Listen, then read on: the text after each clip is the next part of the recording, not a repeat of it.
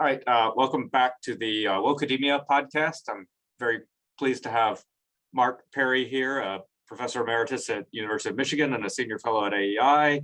And he's the creator and editor of the Carpe Diem blog. And we're here to talk about his work with the Title IX and Title VI enforcement, which you can find some description of now on the Heterodox STEM Substack, where the title is, and I apologize, I have to read the title because it's rather long. Let's work together to challenge the selective double standard for the enforcement of Title VI and Title IX in higher education. And before we get started, we are supposed to begin our public events with a land acknowledgement. I don't know, Mark, I don't know if you're familiar with the land acknowledgements, Mark.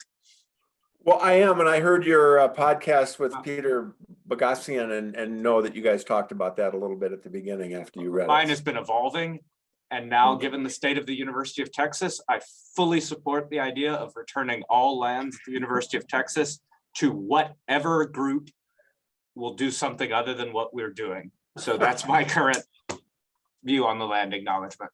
Was that required for every event?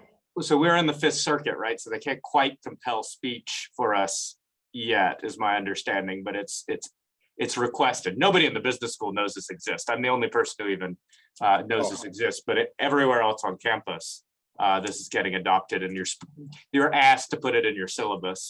Yeah. So it's fun when you do it in front of certain groups of alumni, though. I'll just say that. No, if someone can figure out how to give this back to somebody, go for it. So anyway, Mark, if you want to fill us in on what you've been doing with respect to Title VI and Title IX. Yeah, well, I've been kind of on this one-man mission for about the last 3 years, maybe a little bit longer, after, spending more than 2 decades in higher education. I kind of started realizing what had been going on around me the whole time, but I hadn't really paid close attention. And that's just this systemic and structural, racism and sexism in terms of violating very important federal civil rights laws that everybody, says in theory are very important. Title VI that prohibits discrimination on the basis of race and color. And then that was supplemented in 1972, 50 years ago this year, with Title IX, because women were not originally protected as a class in the Title VI Act of 1964. So now for the last 50 years, women have been protected. And so what I've started to realize, starting at my own university and looking around at other universities, is that I would say almost every university in the country has at least one violation of Title IX or Title VI that might be in the form of a number of female-only scholarships that aren't available to men, female-only programs, female-only awards, female-only fellowships, Black-only housing dorms, women-only gym hours. I mean, the list goes on. And so really the first awareness I had where I thought, hey, something is wrong here, is that when I was in Flint, Michigan, teaching at University of Michigan on Flint campus, and not too far away from Michigan State in East Lansing, which is about 40, 50 miles away, I kept hearing occasionally about this women's lounge at Michigan State and couldn't really believe that that was still going on as just a blatant violation of Title IX. And when I checked around the country, I couldn't find any other examples of a women's only space in the middle of a college campus. And so I visited Michigan State and their big Michigan Union building right in the middle of campus. You walk in the front entrance, and on the first floor, prime real estate, not off on the edge of campus, prime real estate, an entire wing of the student union at Michigan State was set aside as a women-only lounge that was off limits for half the campus or all the men on campus. And I think years ago, maybe it was common to have a women's lounge and a men's lounge, but over time, as women got more and more power and became more and more privileged, then and as men, started to be discriminated against, then they got rid of all the men's only lounges, but they kept at least this one at Michigan State. Had been kind of a legacy of a past era. And so I found that objectionable, not just because it was illegal and a violation of Title IX, which says no person, not no female, but no person on the basis of sex shall be discriminated against or shall be excluded from or be denied benefits at an institution that accepts federal or really taxpayer funding.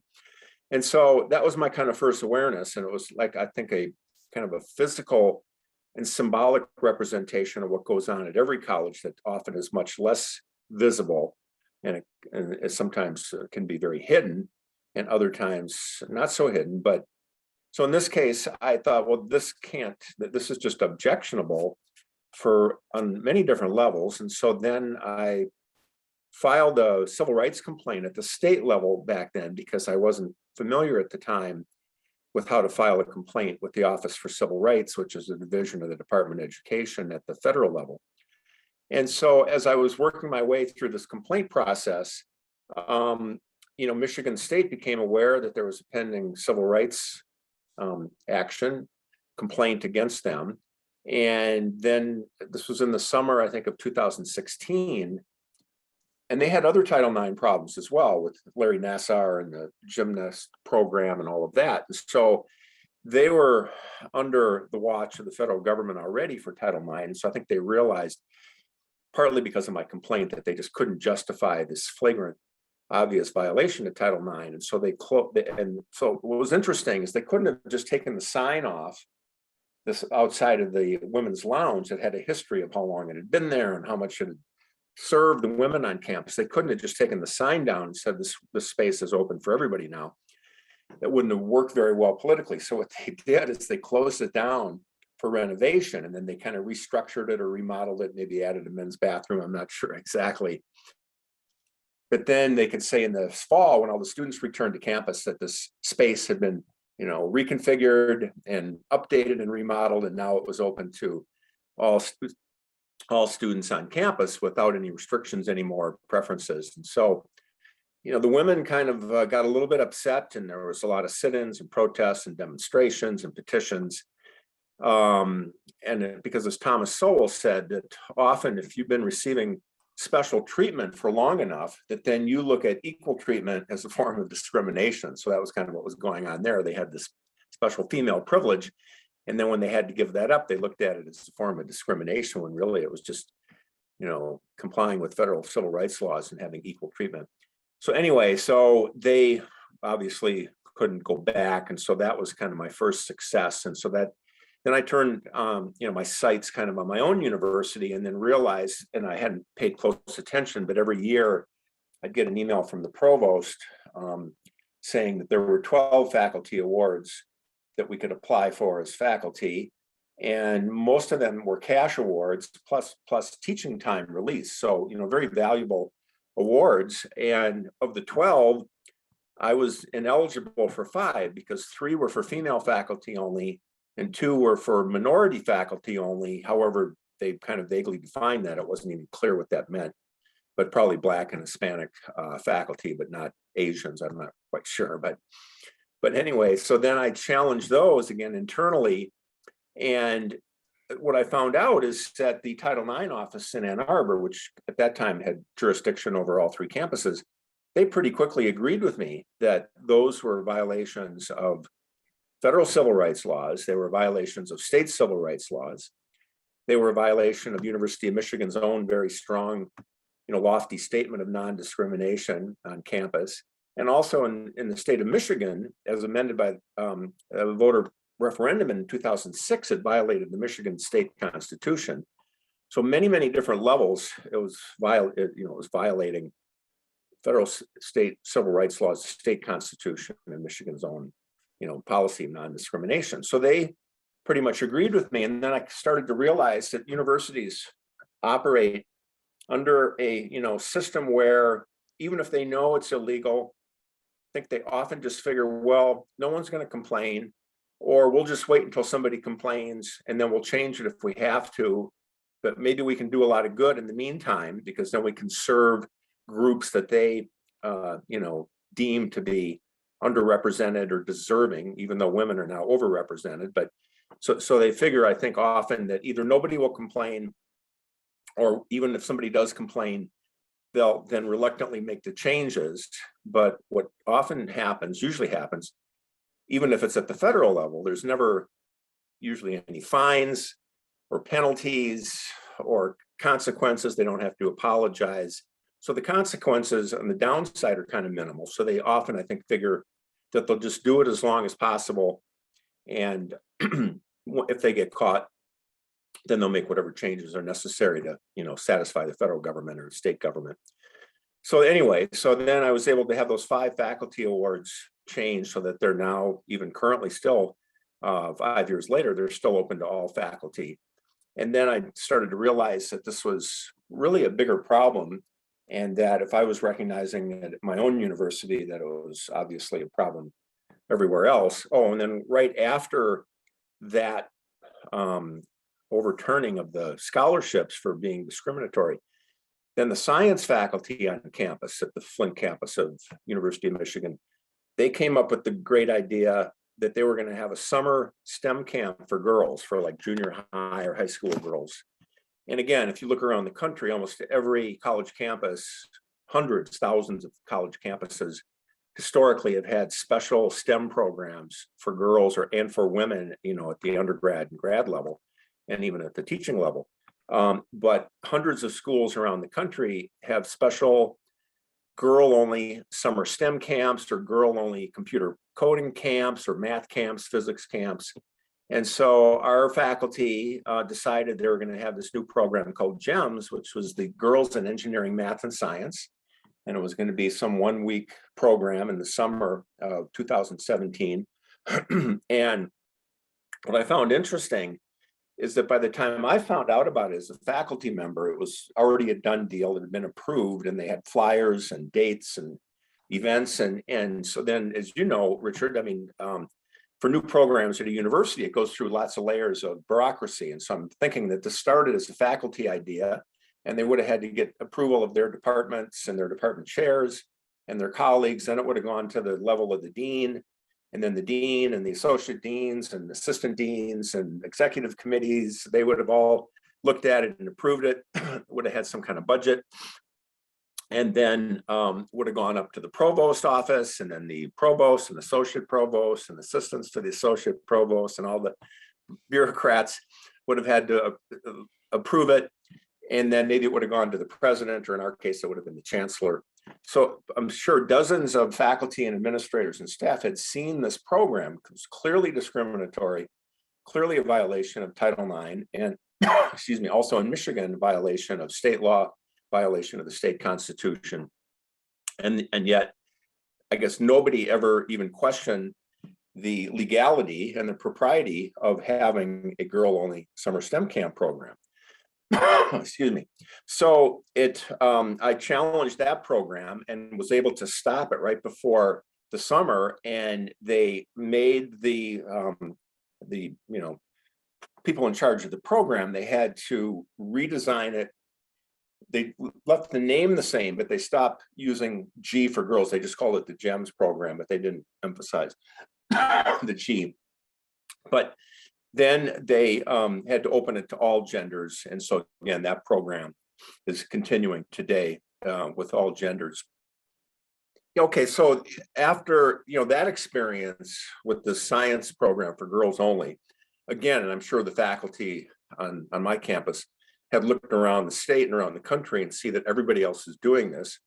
So I think part of it is an unawareness on behalf of faculty and staff and administrators that they may, like in this case, they must have not even realized that that was a violation of federal civil rights laws.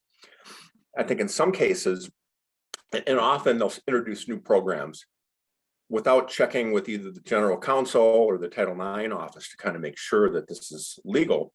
So I think that's part of the problem, is just an unawareness on college campuses on behalf of faculty and staff and administrators of really what Title IX is and what Title VI is and what the violations are. And then I think there's also another explanation, is that sometimes universities know that there's legal problems with some of their programs.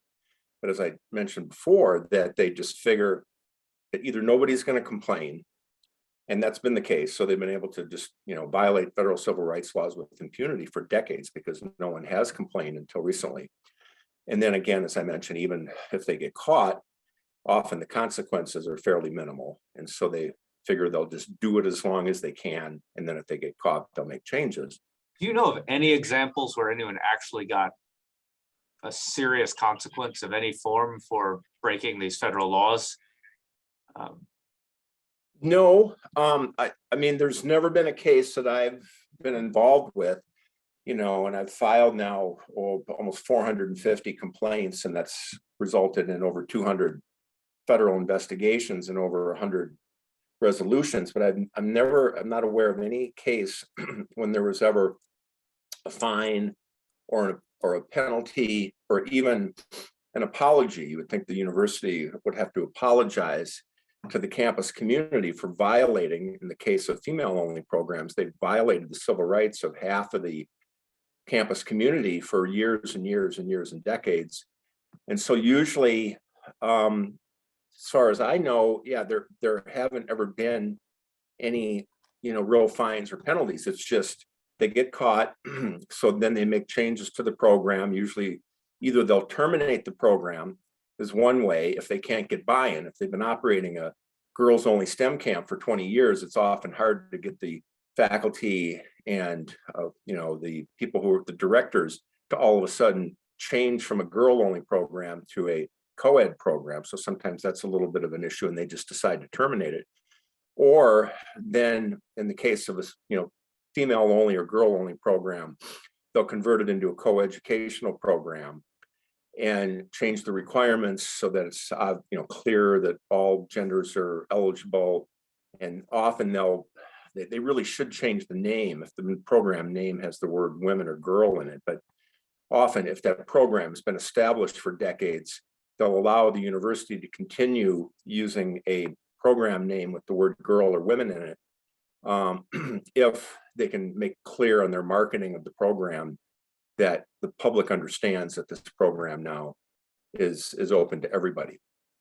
And then presumably usually they still want only certain types to apply. That's certainly the impression I get from.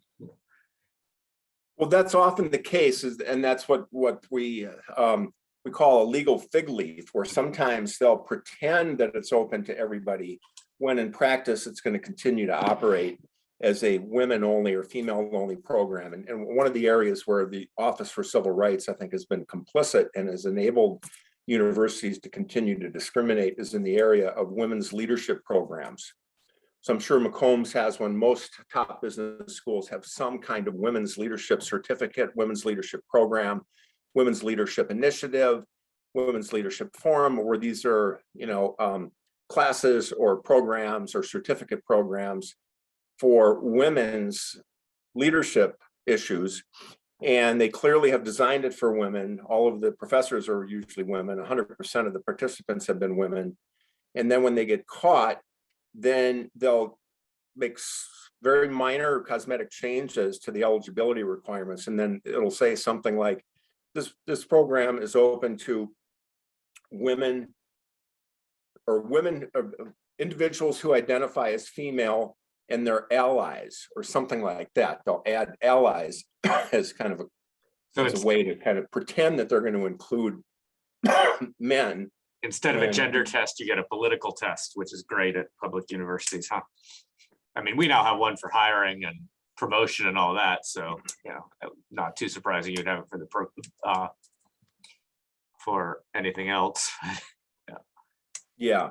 So they're often pretty cagey and disingenuous when they make these kind of minor changes to kind of pretend that the program is now open, when it seems pretty obvious and clear that the program is going to continue as a program that'll primarily or exclusively serve women. And then the only men that they're allowing to participate would be a man who wants to pay, or his employer pay, tuition so that he can go and learn about women's leadership issues, which really doesn't seem like that's really ever going to happen. So anyway, so sometimes there's those legal fig leaf, dismissals or resolutions, but often it's a stronger, resolution is when the university is required to really change the eligibility requirements, convert it from a girl-only or female-only program to a really true co-educational program that's open to everybody, and then even change the name of the program. They have to change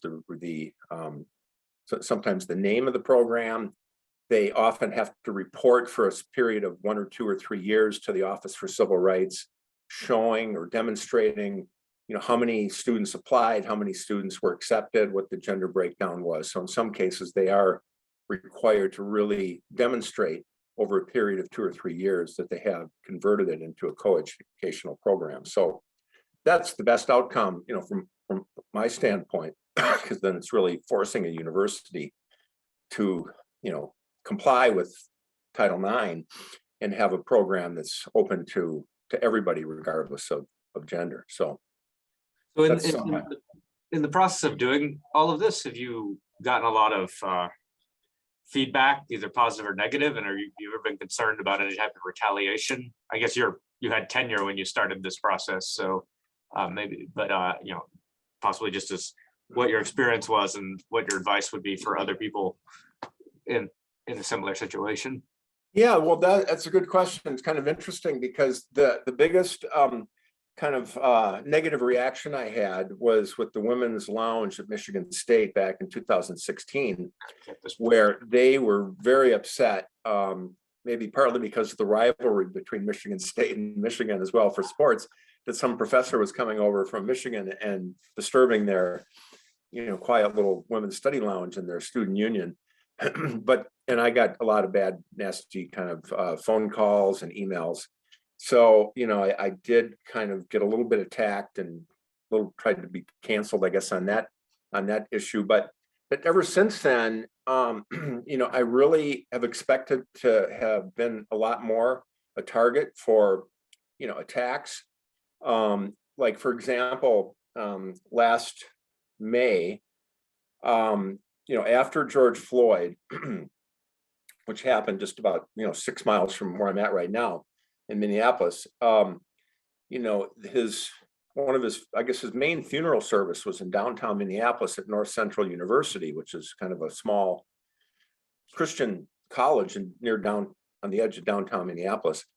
And so the president of North Central University, I think, spoke at the memorial service and said that he was creating a George Floyd Memorial Scholarship for Black students at his university, and he challenged every other university in the country to follow that model and have a George Floyd Memorial Scholarship for Black students at every university in the country.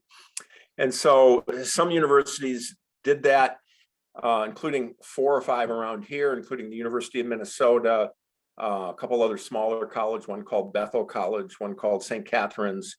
And so I filed a series of Title VI complaints against the George Floyd Memorial Scholarships in the Twin Cities area at 5 or 6 different colleges and universities in this area. And then I fed it to one of the reporters, the higher education reporter at the St. Paul Pioneer Press. And he picked up on it and wrote a nice report on it. It was very balanced, just kind of stating the facts of what I was doing. And it was on the front page of the St. Paul paper. And then I thought I'd have to go into hiding or get a disguise or something, because I thought that would be so controversial to challenge George Floyd Memorial Scholarships in the Twin Cities that I would just get all sorts of emails and phone calls. But to my surprise, everybody supported me in terms of at least the comments in the paper. Like, it was like 10 to 1 in support of what I was saying. And so I think, kind of the average person outside of academia understands that racial discrimination is wrong and gender or sex discrimination is wrong. So I think once, we get out of the academic bubble out into the real world, I think that that's where, I've gotten pretty much strong support. It's really easy to lose sight of the fact that this country is actually filled with reasonably sensible people if you're not at a university. And the sort of people who think racial discrimination is really, really great as long as it goes in one particular way is pretty much entirely confined to universities at this point. It almost seems, but yet somehow we keep at it. Well, and that's where, yeah. So maybe, in St. Paul paper, I think they're known to be a little on the conservative side compared to Minneapolis, but not really. And so that's where I was surprised to see such a strong support for my position. And so was a little bit surprised. And then, I had thought that I would have gotten attacked a lot more strongly or more frequently by the feminists. because I'm really challenging their, position that they have now, which is really, they have female privilege in higher education, as you know, and they have a lot of power, and they have a lot of preferences now in terms of all sorts of different programs. But I just was surprised that I just don't get attacked, and I'm not sure if it's just they don't want to give me any attention. They just don't want to give me any oxygen on the topic, or whether they really don't have a good comeback. Because I mean, what's going to be the counter argument? I mean, they're not really going to be able to say, well, we like Title IX, but only when it benefits us, but we don't like it when it discriminates against men. We think it should be no woman on the basis of sex, not no person on the basis of sex. So it might also be that they have no really intellectually defensible position to criticize what I'm doing, because all I'm saying is that we have Title IX that protects men and women, and now actually all gender identities, and that it should be applied uniformly and without selectivity and without a double standard. And so then it's kind of hard to object to somebody who's just saying that they want federal civil rights laws to be applied uniformly, and that everybody's civil rights should be protected regardless of sex or gender. So maybe that could be part of it too, but I haven't been canceled and haven't really been the target of too much vitriol or hate. So I've been kind of surprised. But on that, when you're thinking about internal complaints, what I've noticed is, like, at least at UT, if you want to do internal complaints, that more and more places, those seem to go straight through something like a diversity, equity, and inclusion office, which are becoming increasingly staffed with people who sort of pretty explicitly reject the idea of the rule of law or balanced institutions. Do you find that the internal offices tend to be less and less useful, or never really that useful? But what I've found is that, I mean, yeah, like you've got, of course, the Title IX office, which is supposed to be, the compliance division for the university to make sure they comply with Title IX as it applies to athletics and sexual harassment, sexual discrimination, and so on. And so that's often, their jurisdiction is Title IX complaints. But what I've found is it's sometimes more effective to either bypass the Title IX office or include the Office of General Counsel or the university's legal office, because they're the ones that are the lawyers and know the law and know what's legal and what's not legal, and they're trying to protect the university from legal liability, whereas the Title IX officers often are not trained as much in terms of legal background.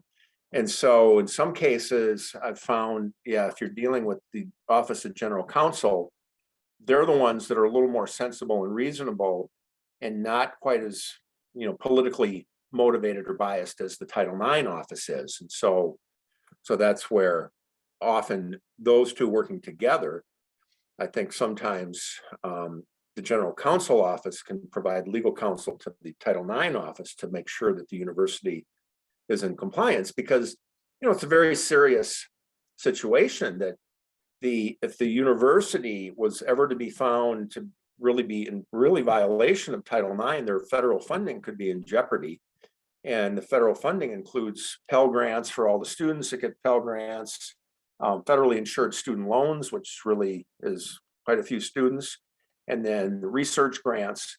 And so if the university ever was putting their federal funding in jeopardy, it would be a very serious situation. And that's where I think you get a little more sympathy from the lawyers at the university than the Title IX officers. And so, well, then on that note, have you noticed much of a shift as the administration changed into an administration that would sort of clearly would prefer not to be the current administration, I think it would safe to say they would prefer to only enforce these rules in one direction. So do you have a sense that it's getting harder to get things, or maybe universities are getting less concerned about violations, or is the Office of Civil Rights playing it kind of on the level? Well, yeah, it's a great question. And, I felt like under the Trump administration, when Ken Marcus was in charge of the Office for Civil Rights, I felt like he supported what I was doing and maybe couldn't always show it, directly, but I felt I was getting some support from the top in terms of my, advocacy for, for the uniform enforcement of Title IX. So what happens, of course, is now there's been a change, in administration. And so it seems like they're a little less sympathetic at the top. But then the way the Title IX office complaints work, there's 12 offices for civil rights around the country. There's 12 regions, and they're staffed often by career attorneys and Title IX specialists and investigators. So they don't really change, when the administration changes. So you're dealing with a lot of the same people. So if those people are honest and are doing their job and trying to enforce Title IX the way they're supposed to, then they may not always, that might not matter to them who's at the top in terms of in charge of the Office for Civil Rights or who's in the White House.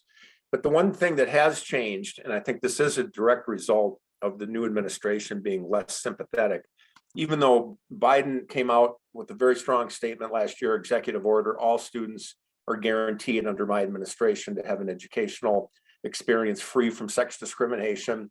The Secretary of Education, Miguel Cardona, said the same thing in a statement that he issued last summer, that Title IX was important law and supposed to protect the civil rights of all students. But what's changed in terms of the day-to-day operation, the way I interact with Office for Civil Rights and dealing with all of these complaints, is that they've started a new strategy, which is a little bit disturbing and disappointing, because in the past, the way that they evaluate a Title IX allegation by looking at the university's website, looking at the way they market the program, and usually, because it's not a lawsuit, that you don't need what's called legal standing, because it's not as if I'm suing for damages or suing on behalf of someone. It's not a lawsuit. It's a complaint saying that this university, certifies to the Department of Education every year that they're enforcing Title IX, but it's a false certification because they're really not enforcing Title IX in Title VI. And so it's just trying to hold universities accountable for their legal responsibility. But what they've been doing lately is I'll file a complaint, and then they'll evaluate it for a while, and then eventually they either have to dismiss it because there's not enough, there's not enough there for not enough evidence of a violation, or the program's too old or it's been discontinued. But normally I try to check all that so that then eventually they'll have to open it for investigation. And then in fact, I just got an email today. So once an investigation is open, what they've been doing lately is then they'll send me an email, and let's see if I can find this one that I just got today from one of the Title IX officers. And it's a complaint I made against the University of West Virginia University, where I allege that they have a program that is only for students of color. So then they'll send me an email following up on my complaint, and then they'll say, are you aware of any specific instances of students being unable to participate in the M-Power program because they were not perceived to be a person of color? Please provide OCR with as much information as you have about any such incident, including any documentation you might have. And then often they'll ask me for, names. Basically what they're asking for is if I have any names of actual victims, which usually don't exist, because if the program clearly says this program is only for students of color, or this program is only for women of color, or the program is only for women, or only for girls, then you're not going to be finding boys or men that are going to apply for programs for which they're clearly not eligible for. Because it would just be an exercise in futility. And often, like for, let's say, a summer STEM program, you have to, there might be an application fee. You might have to get a letter of recommendation from one of your high school teachers or counselors or a coach. You have to write a statement of interest. I mean, often there's a lot of time involved with applying for a program. And if it says this is the girls' summer STEM program, and it's for high school girls only, then boys are not going to bother to apply for a program for which they're clearly not eligible for. And so then there aren't any of, these are phantom victims, if there aren't going to be any victims. And then they don't always use that as the only reason for a dismissal, but then often in their final report, even if the university does make some changes, then they'll use that in their letter of dismissal or resolution letter saying that the complainant, me, wasn't able to identify anybody who had ever been excluded from this program on the basis of sex or something. So they kind of moved into a new area, a new world where they are kind of moving towards legal standing. Now, that could be okay, is if they're saying, well, if anybody was denied admission to this program and excluded on the basis of race or sex, then they might be able to have redress or have some kind of, compensation or something. But I think usually what they're looking for is just saying, well, we know this program discriminates, but if the complainant can't provide any specific examples and provide names and dates and contact information, then we're going to use that as at least part of the reason to dismiss a complaint. And so that's what you ignore the fact that the president is now certifying compliance with Title VI and Title IX and blatantly lying, and we know it, but we're not going to do anything about that either. Yeah. So it'd be nice if the rule of law still applied in the US, wouldn't it? Yeah, I know. That's exactly right. Yeah. So, it's always a mix of different lawyers get assigned the cases. I've had some that I felt were honest. Some schools are pretty honest where they get caught and they say, yeah, we really changed this. But then you've got a lot of, the Office for Civil Rights, often they have thumbs on the scale, and their thumbs have gotten bigger in the last year, I think, under Brandon. So that's been a little bit of a challenge, but still, the Title IX is very clear law, and the violations that I've identified are very clear violations. And so it seems like it should be pretty easy to be able to, kind of process these complaints, evaluate them, investigate, and then have the universities make the changes that are necessary to comply with Title IX and Title VI. Well, Mark, thanks very much for coming on, and thanks for all your work. It's good. I've had a lot of guests on talking about all the problems we have at university, so it's nice we get to talk to someone who's at least doing his very best to fix them. So thanks so much, Mark. Yeah, it has been kind of rewarding in the sense that, you can write a lot of articles and op-eds, but I feel like, I've taken on a mission where it really has allowed me to be able to say after 2 or 3 years, hey, I think I really have made a difference. I've had at least over 100 universities and colleges that have had to change programs that they never would have changed without the complaints that I've filed. So it does seem rewarding in the sense that most of the time, I feel like I can be making a difference and bringing about concrete changes towards a better world where the civil rights of all students and faculty and staff are protected and not just certain preferred groups. Well, thanks again to Mark Perry, and we'll see you in next episode.